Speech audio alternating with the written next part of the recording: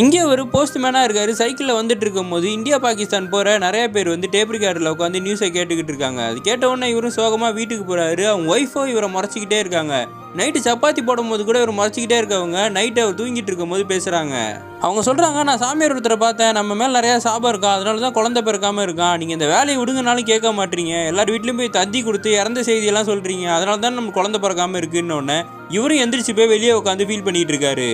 அடுத்த நாள் இவர் போஸ்ட் ஆஃபீஸில் ஒரு மாதிரி நிற்கிறத பார்த்தோன்னா அவர் ஃப்ரெண்டு கேட்குறாரு, என்னடா ஆச்சு, யாரோ ஒன்று திட்டாங்களான்னு. இல்லை, நான் வேலையை விட்டு போகிறேன்னு சொல்கிறாரு. ஏன் இப்படி சொல்கிறேன்னா, நேற்று ஒரு ப்ரெக்னென்ட் அடிக்கு டெலிகிராம் கொடுக்க போயிருந்தேன், அவங்க புருஷன் போரில் செத்து போயிட்டான், அதை நான் தான் சத்தமாக படித்து காமிச்சேன். அப்போ அந்த லேடி அழுதது என் கண்ணுக்குள்ளேயே நிற்கிது, இன்னும் எத்தனை பேர் சாபத்தை நான் வாங்க போகிறேன்னு சொல்லி ஃபீல் பண்ணுறாரு. நீ சொல்லனாலும் வேறு யாராவது ஒருத்தர் சொல்ல தானடா போகிறாங்க, நீ ஏன்டா ஃபீல் பண்ணிகிட்டு இருக்க, போய் வேலையை பாருன்னு சொல்லி அனுப்பி விட்றாங்க. அதுக்கப்புறம் இவரும் கிளம்பி சுற்றி இருக்க எல்லா கிராமத்துலையும் லெட்டர்லாம் கொடுத்துட்டு கடைசியாக ஒரு தந்தி கொடுக்கறதுக்காக ஒரு கிராமத்துக்கு வந்திருக்காரு. அங்கே ஒருத்தர் பேரை கேட்ட உடனே எல்லாரும் பதறி போய் தந்தி வந்திருக்கான்னு சொல்லி ஓடுறாங்க.